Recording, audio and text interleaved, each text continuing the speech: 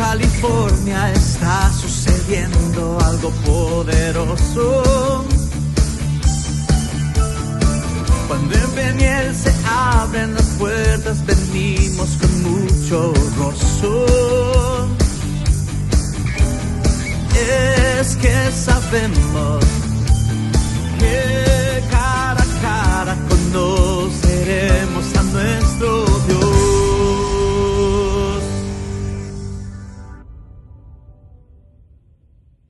Vamos en esta hora a leer primer libro de Reyes 20:23, dice así: y los siervos del rey de Siria le dijeron: sus dioses son dioses de los montes, por eso nos han vencido. Mas si peleáremos con ellos en la llanura, se verá si no los vencemos. Haz pues así, saca a los reyes cada uno de su puesto y pon capitanes en lugar de ellos. Y tú fórmate otro ejército como el ejército que perdiste, caballo por caballo y carro por carro.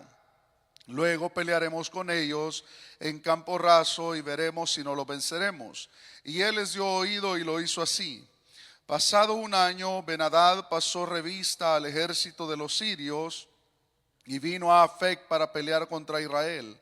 Y los hijos de Israel fueron también inspeccionados y tomando provisiones fueron al encuentro de ellos y acamparon los hijos de Israel delante de ellos como los dos rebañuelos de cabras, y los sirios llenaban la tierra.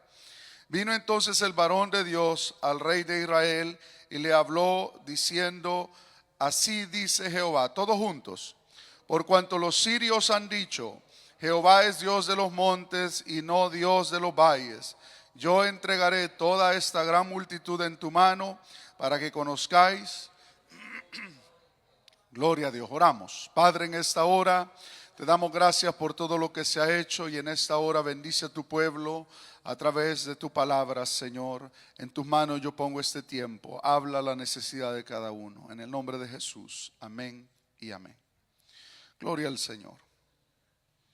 Muy bien, amados hermanos, voy a ser breve. Yo sé que bastantes están cansados. Hemos tenido unas semanas bastante ocupados, bastante ajetreados, la verdad. Y esta semana, hermanos, no vamos a tener culto ni martes ni jueves, pero sí vamos a tener culto el día miércoles. El día miércoles es día 31, final del año. Vamos a estar aquí a las 9 de la noche. Recuerde, martes y jueves no tenemos culto. El día miércoles sí tenemos culto a las 9 de la noche. Amén. Muy bien. En esta hora, hermanos, nos vamos a detener a meditar en una de las historias bastante interesantes de la Biblia. Y es que es interesante por lo que le sucede a Acab, rey de Israel. Y es que los sirios hacen una mención acerca del Dios de Israel. Y dicen: Ben-Hadad había reunido a su ejército y había reunido a sus reyes y les había dicho: vamos a atacar a Israel. Entonces ellos pierden contra Israel porque Dios les da la victoria. Entonces sus reyes le dicen: ¿sabes qué? Perdimos la batalla porque el Dios de Israel es Dios de los montes, no es Dios de valles. Y usted sabe, hermanos, que en el tiempo antiguo y en algunas culturas, en la mayoría de culturas en el mundo, los dioses se asociaban con los elementos o con los lugares. En muchas culturas grecorromanas y en muchas culturas del mundo, los dioses se asociaban con, por ejemplo, el dios de la guerra, el dios del sol, el dios del viento, y así, diferentes cosas, o dios de lugares, diferentes lugares. Y también en ese tiempo, ellos decían: los dioses de Israel son dioses de los montes, no son dioses de valles. Entonces peleamos contra ellos en los valles y los vamos a vencer. Esa era la concepción de los dioses que tenían en ese tiempo. Ellos no entendían que el Dios de Israel es Dios de dioses, Rey de reyes y Señor de señores. Entonces vienen y se reúnen contra Israel en un valle y pelean contra ellos. Y viene un profeta o uno de los hijos de los profetas y les dice Dios a través de este profeta: como ellos han dicho que soy solo Dios de los montes y no de los valles, te voy a dar la victoria en el valle, para que sepan que también soy Dios en el valle. Pero hermanos, vamos a aplicarlo a nuestros días y a nuestra vida ahora. Los montes y los valles representan para nosotros los altos y bajos de la vida. Representan los momentos cumbres y los momentos más bajos. Representan los momentos cuando todo está bien, cuando todo marcha bien económicamente, cuando todo marcha bien emocionalmente. Pero los valles representan los momentos malos, aún dentro de la Biblia. Los valles representan los momentos de enfermedad. Los valles representan los momentos de tristeza. Los valles representan los momentos de lágrimas. Y Dios es Dios de los momentos mejores de nuestra vida y sigue siendo Dios también en los momentos más bajos de nuestra vida.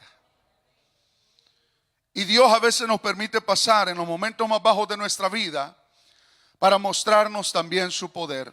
¿Cuántos han visto el poder de Dios en los momentos bajos de su vida? Yo también. Y hace poco lo pude ver también, en un momento bajo de mi vida, en mi salud. Pero quiero hablar de esto, cómo Dios se revela en los momentos bajos, en los valles. Y hay 4 valles que quiero mencionar en este día, 4 valles. Que son valles quizás que quizás usted los ha pasado desapercibidos en la Biblia o los hemos pasado en algunas ocasiones y solamente los quiero tomar como una referencia para este mensaje. Pueden ser una referencia que se aplique a usted hoy, o puede ser que no. O puede ser que se aplique en un momento futuro. Pero serán valles que todo ser humano tiene que pasar. ¿Y por qué, hermanos, Dios me está trayendo siempre a esto? No lo entiendo. El otro día estaba hablando acerca de la queja de Jeremías y cómo un hombre de Dios se quejó y llegó a un momento bajo de su vida, y ahora Dios me trae una vez más a los momentos bajos, a los valles. Y hay tantas cosas de qué hablar, pero a veces Dios nos dirige a nosotros, los pastores o los predicadores, a hablar ciertas cosas como una advertencia, casi como los atalayas, antes de que vengan los momentos malos de la vida, antes de que vengan los valles o las tristezas o las enfermedades, para que se acuerde en medio del valle de que Dios le había hablado, de que como había estado con usted en los momentos de bendición, estará con usted en la cama de hospital, estará con usted cuando no haya nada en el bolsillo, estará con usted cuando todos le abandonen. Dios no le abandonará, estará con usted en el valle como estuvo con usted en la montaña. Dios no le abandonará. Aleluya.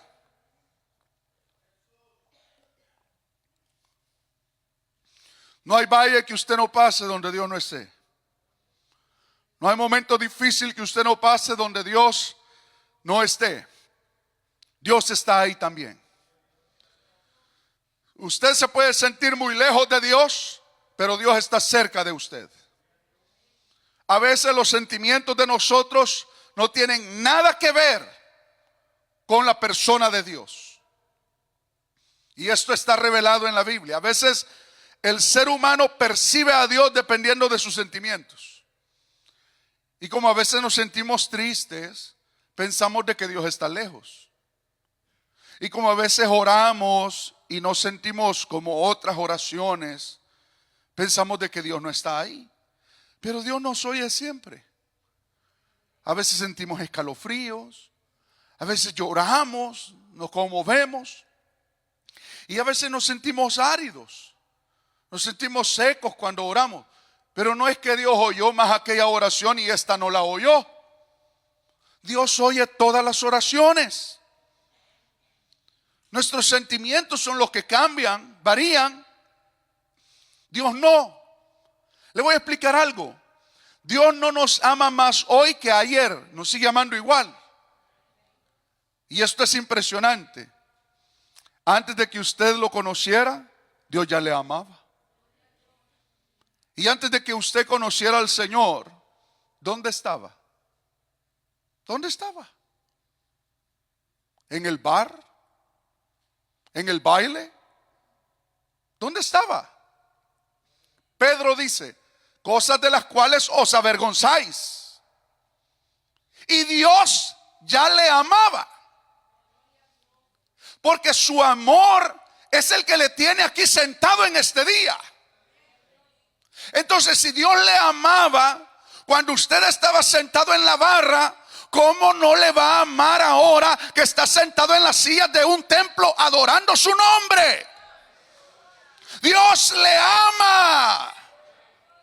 Y ese amor de Dios es inalterable. Entonces, nosotros tenemos que entender de que aunque nosotros en medio de esta vida cristiana pasemos valles y pasemos lugares muy bajos, ahí Dios estará también con nosotros. A pesar de que nos sintamos mal, a pesar de que nosotros sintamos que Dios está lejos y sintamos que el cielo es de bronce y la tierra es de hierro, es decir, que no hayan frutos y que no haya lluvia, sintamos que todo va mal, Dios está ahí. Y a veces parece que no, y parece que es ilógico lo que le voy a decir, pero es Dios el que a veces nos hace pasar por esos valles. Oiga, parece ilógico, pero es Dios el que ha encaminado su vida en ese pasadizo hasta llegar a lo más bajo de la vida, para que entienda que en ese lugar más bajo, donde los hombres se dan cuenta lo frágiles que son, donde los hombres se dan cuenta que los más fieles le abandonan, donde los hombres se dan cuenta que la vida es corta, donde los hombres se dan cuenta la fragilidad de lo que son y que la hombría que tenían se acaba, ahí es donde Dios aparece y le dice, yo soy el que soy, y aunque todos te abandonen, yo no te abandonaré jamás. Y a veces Dios nos lleva hasta ahí porque no hay manera a veces de conocer a Dios en la altura de los montes, sino en lo más bajo de los valles. Hay cosas que uno conoce de Dios que no lo conocerían las victorias sino en lo más bajo. De veras, hay cosas de la persona de Dios que usted las va a conocer no cantando victoria cuando el banco está lleno y tiene ahorro y todo va bien y hay salud y todos tienen amigos por todos lados. A veces usted conoce parte de la persona de Dios o atributos de la persona de Dios cuando está en la parte más baja de la vida, en la enfermedad, cuando usted está solo meditando en un cuarto de hospital, conectado con intravenosa, ahí con suero, ahí es donde usted tiene tiempo para meditar porque no puede dormir, donde usted puede pensar, orar, leer su Biblia, y ahí Dios se revela a usted, donde usted no sabe cómo va a comer el día de mañana, donde usted no sabe cómo va a pagar la renta la otra semana, donde usted no sabe cómo va a salir adelante el año que viene, donde usted no sabe cómo va a salir adelante su familia el año que viene, no sabe si lo van a deportar porque de repente aparece migración y de repente la vida cambia en un día. Pero ahí en ese momento de incertidumbre, donde usted no sabe lo que va a pasar, aparece la seguridad de Dios, el poder de Dios, el poder del Espíritu Santo para mostrarle que este Dios no falla, para mostrarle que este Dios no le ha abandonado y que este Dios estará con usted en los momentos más bajos de su vida. Hay 4 valles y el primer valle es el valle de Acor. Ese fue el valle donde apedrearon a Acán, un valle terrible, un valle donde dejaron un montón de piedras, casi como un epitafio de un fracaso. Porque el pecado es un fracaso. Y el que vive en pecado vive en fracaso. Y pecar es fracasar. Pero a veces, cuando nosotros tocamos ese punto, bajo de nuestra vida. Y esto yo se lo digo porque todos conocemos esa parte. Todos los seres humanos sabemos lo que es el pecado. El pecado avergüenza. El pecado ha tocado a los santos más grandes que han pisado esta tierra. Tocó a David. ¿A quién no ha tocado? A Abraham, a Isaac, a los grandes patriarcas, a los grandes profetas. Entonces el pecado es un referente de todo ser humano, menos de uno. Menos de uno. Nació santo, vivió santo y murió santo. Sin pecado. Jesús de Nazaret. El único que se merece todos los aplausos en este día y en todos los cultos. Jesús de Nazaret. Jesús de Nazaret. ¿Alguien le da la gloria en este día, hermanos? Gloria al Señor. Entonces el valle de Acor tiene como un contraste bien extraño, porque el valle de Acor es donde se marca como un punto y aparte, una transición de un pecado que hace fracasar al pueblo de Israel en Ai, pero también marca un punto y aparte donde se cambian las cosas, donde Josué toma también un rumbo diferente en la vida. No todo es fracaso. Ese valle que se llama arrepentimiento también, ahí estaba Dios dándole la victoria a Josué. Ahí estaba Dios cambiando el rumbo de Israel. Josué se había rasgado las vestiduras. Josué había buscado la presencia de Dios. Y Dios le dice, es que el pueblo ha pecado. Tomaron de ahí, de Jericó. Y Acán había tomado un lingote de oro, había tomado un manto babilónico y no sé qué otras cosas, unos dioses. Y lo había escondido en su tienda. Y ahí estaba él.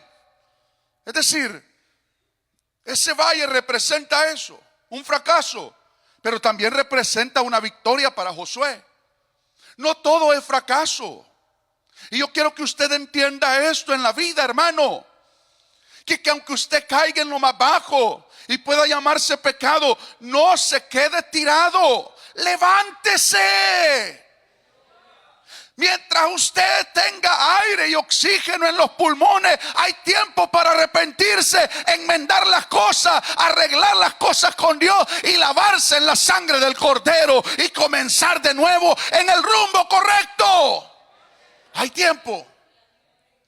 Y si está aquí en este día, es mucho que mejor, porque hay un altar donde pedirle perdón al Dios de los cielos. Hay tiempo en este día. En Eclesiastés hay un texto bíblico que dice, mejor es perro vivo que león muerto. ¿Lo han leído? ¿Por qué? Porque si hay una persona que dicen, era CEO, era el dueño de aquí, era magnate, dueño de Oracle, pero está muerto. Y el vagabundo allá está vivo. ¿Sí me explico? No importa lo que el ser humano tenga y alcance en la vida, todo termina con la muerte. Absolutamente todo. Toda la gloria de los hombres termina con la muerte, sin importar lo que haya alcanzado. Y mientras hay vida, hay esperanza. Mientras hay vida, hay esperanza. Cuando nosotros estamos en vida y hay momento para arreglar las cosas, o hay oportunidad para arreglar las cosas con Dios, hagámoslo. Hagámoslo, hágalo. Tenemos tiempo para arrepentirnos, hagámoslo. Tenemos tiempo para enmendar las cosas, hagámoslo. Estamos en el valle del pecado, no camine tanto por ahí. Ay, estoy aquí en el valle de Acor. Estoy en el valle del pecado, no camine tanto por ahí. No vaya a ser y la muerte selle su vida en ese valle y ahí acabó su destino. No enmiende las cosas, cambie eso, Venga al altar de Dios, lávese en la sangre que purifica al pecador y lo cambia de pecador a santo, a la sangre del Cordero de Dios, y límpiese hoy para que su nombre sea escrito en el libro de la vida. No se alegren de echar fuera demonios, no se alegren de sanar enfermos, alégrense que su nombre está escrito en el libro de la vida. Eso es más grande que todas las cosas que podamos tener en la tierra. No camine mucho en el valle de Acor. No camine mucho en el pecado. ¿Cuántas personas dijeron, no, mañana yo arreglo? Yo lo voy a arreglar. Cualquier ratito lo arreglo, cualquier ratito. Y murieron. Y ese cualquier ratito nunca llegó. Jamás llegó. Qué peligroso es. Porque el pecado adormece. El pecado y el engaño del pecado, como lo llama Hebreos, le dice al ser humano, siempre hay tiempo para arreglarlo. Siempre hay tiempo. Otro tiempo será. Y el accidente llega, murió, y de repente está en la eternidad. Y ya no se arregla nada en la eternidad. Y ya no hay purgatorio para purgar nada. Y ya no hay oración que lo saque de ahí ni cambie su destino eterno. La Biblia no enseña eso. Está establecido para los hombres que mueran una sola vez y después de esto el juicio, dice la Biblia. Eso es lo que enseña la Biblia. Pero hay otro valle, porque no nos podemos detener en este valle mucho y hablar y ahondar en esto. Pero está el valle de Refaim. El valle de Refaim se menciona en varias ocasiones en la Biblia. Y no quiero detenerme en una ocasión, sino en el nombre, valle de Refaim. Refaim significa valle de los gigantes, el valle de los gigantes, el valle de Refaim. Y algunos pueden pasar ese valle, o están pasando ese valle. Ese valle representa cuando tú enfrentas cosas que son más grandes de lo que tú piensas, y piensas que no lo vas a vencer. Grandes, gigantes, monstruosos. Y tú te miras y es demasiado grande como para poder vencerlo. Una enfermedad demasiado grande para vencerla. Una situación demasiado grande para vencerla. Una circunstancia demasiado difícil para superarla. Un problema demasiado difícil para vencerlo. Una circunstancia demasiado difícil para enfrentarla. Ese es el valle de Refaim. Pero hay un Dios grande. Más grande que cualquier gigante. Más grande que cualquier enfermedad. Este Dios puede vencer cualquier gigante. Puede vencer cualquier enfermedad. Y esto nosotros lo tenemos que creer. El mundo no lo cree, pero yo lo creo firmemente. Y si no me sana hoy, me puede sanar mañana. Y si no lo hace mañana, lo hace el otro año. Y si no lo hace el otro año, pues en el 2027 será mi sanidad. Pero que Dios llega, Dios llega. Entonces el valle de Refaim representa eso. Gigantes. Y algunos pueden estar pasando ese valle. ¿Qué valle está pasando usted? ¿Qué momento bajo de su vida está pasando usted? ¿Qué cosa grande? Y si no lo está pasando, lo tiene que pasar. Porque todo ser humano es de carne y hueso y tiene que atravesar momentos difíciles. Aunque sea cristiano. Aunque sea cristiano. Los cristianos también enfrentamos gigantes. Los cristianos también vivimos en este planeta y enfrentamos las cosas que cualquier persona. Pero los cristianos no caminamos solos. El mundo camina con la muerte en el bolsillo. Nosotros caminamos con el Rey de Reyes y Señor de Señores. El mundo camina con amuletos. Nosotros caminamos con la bendición del cielo. Y a su nombre. ¿Qué gigante puede enfrentar usted? ¿Qué cosa puede estar enfrentando que le agobia? Hay gigantes que uno enfrenta que no lo dejan dormir, hermano. Una vez yo enfrenté una cosa que no me dejó dormir como por 3 noches. Yo me acostaba y a la hora estaba despierto. Y me despertaba y en la mente eso. Y en la mente eso. Y en la mente eso. Porque hay gigantes que usted no lucha físicamente, sino que lucha internamente. Y ahora la mayoría de gigantes son así. Usted las está luchando internamente, usted las está luchando en su mente, usted las está luchando en sus emociones, las está luchando en su corazón. Y eso desgasta. Y usted después se va al trabajo desgastado, vive la vida desgastado, canta desgastado, llega a la iglesia y está desgastado de tanto luchar. Y hay cristianos luchando con gigantes. Y llegan a la iglesia luchando con gigantes. Y están ahí batallando. La gente no entiende. El pastor no entiende. Yo quisiera a veces entender con lo que lucha la iglesia. No lo entiendo. Los líderes no lo van a entender. Porque esta vida es tan compleja y las batallas son tan complejas para cada uno de nosotros que nadie las puede entender. Pero hay uno que lo entiende todo. Hay uno que lo entiende absolutamente todo.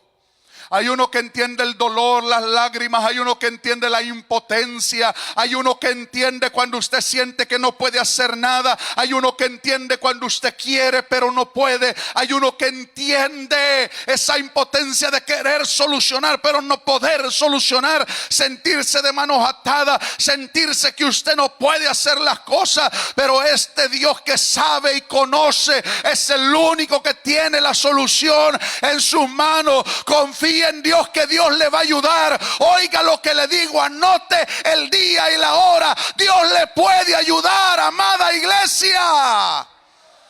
Dios le puede ayudar. Sí, Dios te puede ayudar. Dios te puede ayudar. Se puede ver imposible. Se puede ver imposible. Pero el primer paso lo damos nosotros. Cuando clamamos y le pedimos ayuda a Dios. Ese es el primer paso de la ayuda de Dios para el ser humano. ¿Cuántos seres humanos en todo el mundo necesitan ayuda? ¿Por qué Dios no los ayuda? ¿Cuántos seres humanos y matrimonios necesitan ayuda en todo el mundo? ¿Por qué Dios no los ayuda? ¿Sabe por dónde está la clave? Clama a mí y yo te responderé. ¿A quién Dios ayuda entonces? A los que piden ayuda. Porque la ayuda de Dios comienza allí. Cuando el ser humano se humilla. ¿Sabe lo que no deja al ser humano que Dios le ayude? Su ego. Yo lo puedo solucionar. Vamos a consejería matrimonial. No, ¿para qué? Yo puedo. Pidámosle a Dios. No, yo puedo. Por homeless que sea. Usted va a evangelizar un homeless. Yo no necesito a Dios. Homeless, sin nada, no necesitan a Dios. Porque ellos no miran la necesidad de su alma. Y si el ser humano no clama a Dios, Dios no puede ayudarlo. ¿Entiende, hermano? El ser humano, llámese pastor o lo que sea, si no clama a Dios, Dios no le ayuda. La clave es humillarse y decirle: Señor, ayúdame, este gigante viene contra mí. Y cuando levantamos las manos, hay un Dios que viene desde su trono y levanta la mano y nos ayuda y nos levanta. No hay gigante que pueda con el Dios de los cielos cuando clamamos a Él. Aleluya. Pero todo está cuando nos humillamos y clamamos a Él. Esa es la clave. Si usted solo pasa suspirando o llorando, esa no es la clave. Clame, aunque sea un grito de auxilio, en el nombre de Jesús, y Dios le va a ayudar. Pero solo llorar no, o suspirar no, sino decirle: ayúdame, Dios mío. Ahí viene Dios en su auxilio. Hay otro valle. Dice Ezequiel: y me llevó Dios a un valle, y vi huesos secos en extremo, el valle de los huesos secos. Y ese valle representa donde ya no hay esperanza. Israel no tenía esperanza en la historia. Ya no había esperanza. No tenían nada. Como nación estaban desamparados. Y la pregunta de Dios para Ezequiel es: ¿vivirán estos huesos? Ezequiel, como profeta, conocía a Dios. Y él sabía que Dios lo podía hacer. Pero su respuesta fue inteligente porque él no sabía si Dios lo quería hacer. Entonces le dice: tú lo sabes, Señor. Profetiza y diles: huesos secos, oíd palabra de Jehová.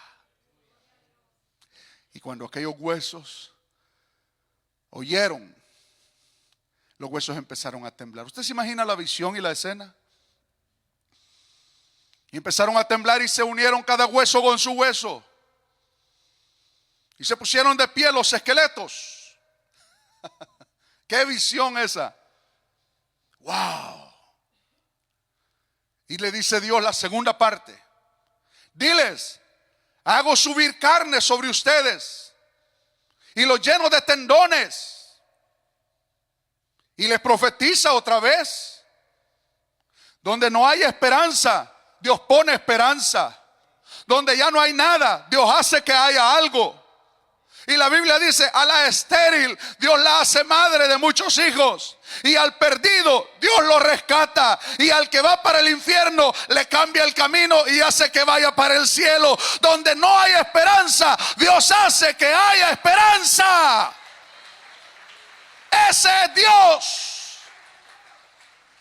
Y algunos puede hacer que estén también en ese valle. Pero bueno, ahora están ya no esqueletos, cadáveres, porque no tienen vida. Y la vida solo hay uno que la puede dar, y ese es Dios. Los seres humanos, ellos pueden crear partes humanas, como han recreado a través de su ciencia. El otro día estaba viendo cómo están replicando carne, haciendo partes humanas como orejas. Pero jamás van a poder crear vida. Porque la vida es el soplo del omnipotente. Y ese solo Dios lo puede dar. Eso es impresionante. Solo Dios puede crear la vida. Solo el Espíritu Santo puede crear la vida. Así como solo el Espíritu Santo puede salvar un alma. Yo no lo puedo salvar a usted ni a nadie. Es Dios dándole una oportunidad al ser humano cuando le toca. Es la gracia de Dios salvando al pecador. Y si Dios no lo toca, no hay nadie que le pueda salvar. Nadie. Aunque lo empujen, ni con una grúa lo pueden salvar. Nadie. Es que no puede obligarse una persona a entrar al cielo. Entonces, cuando nosotros vemos, Ezequiel recibe la palabra de Dios y le dice a Dios: profetiza al Espíritu y dile: Espíritu, sopla de los cuatro cabos de la tierra sobre estos huesos. Y dile: pueblo de Israel, porque ahora ya no eran los huesos secos, sino era el pueblo de Israel. Pueblo de Israel, ahora dice el Señor, el Espíritu entra en ustedes y vivirán. Aleluya. Y ahora los muertos tienen vida. Yo hace muchos años, yo era un jovencito, yo tuve un sueño. Yo me soñaba predicando. Y yo soñaba que estaba en un lugar muy lejos. No estaba aquí en Estados Unidos, vivía todavía allá en mi país. Y yo soñaba que predicaba, pero yo predicaba en una selva, en una jungla. Y esto usted no me lo va a creer, pero cuando yo predicaba, los animales de la jungla se convertían en personas. Así como usted lo oye, yo era un muchacho de unos, 13, 14 años. Yo no entendía, yo decía, qué locura he soñado, quizás comí mucho. Pero Dios hace lo imposible posible. Dios a los grandes tigres y leones los convierte en siervos de Dios. Y a los tigres solo el nombre les queda. Porque este Dios cambia a las personas, aleluya. Los cambia y los deja irreconocibles. ¿A cuánto Dios les ha cambiado la vida, amados hermanos? Gloria al Señor. Donde todo estaba perdido, donde no había esperanza, Dios hace que haya esperanza. Y el último valle, y con eso terminamos. Salmo 23. Aunque ande en valle de sombra y de muerte. Ese sí está terrible. Ese momento donde usted siente que se va a morir. Sombra de valle de muerte. ¿Alguno ha pasado por ahí, hermano? Sombra de valle de muerte. Sombra de valle de muerte. Eso es difícil. Donde usted siente que no le queda esperanza o que puede morir. Quizás de una manera tan palpable yo no he pasado. Yo he pasado problemas de salud, problemas con mis riñones. Yo hace años, igual, tuve que viajar para que me operaran.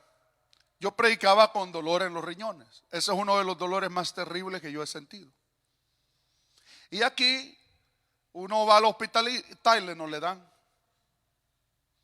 Eso es terrible.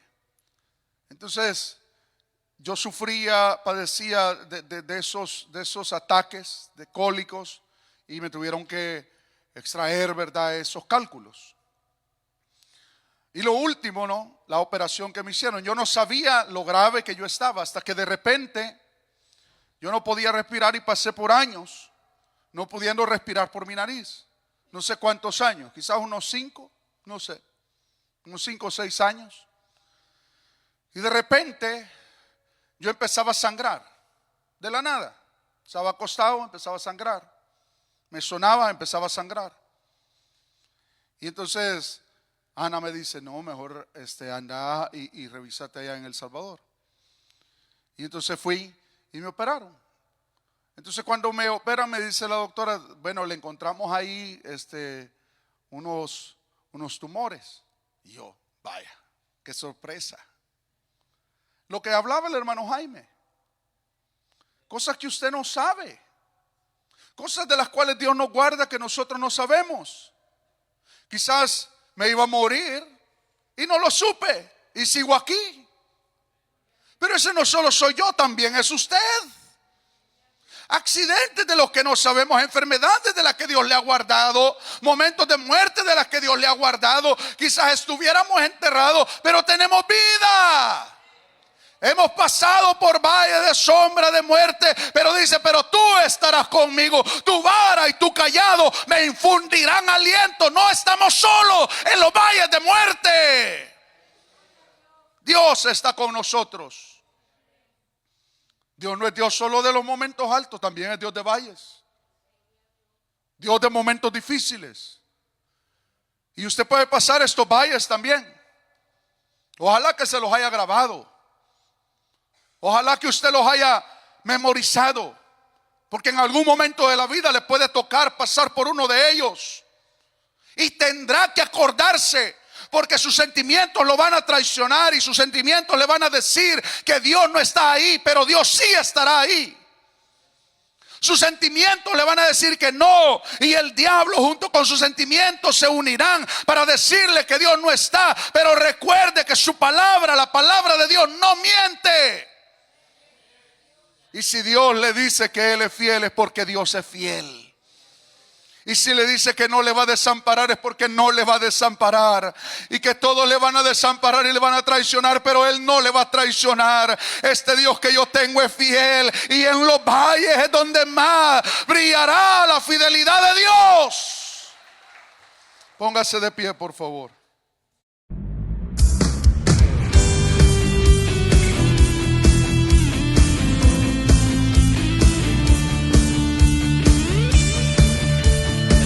En San José, California, está sucediendo algo poderoso. Cuando en Peniel se abren las puertas, venimos con mucho gozo. Es que sabemos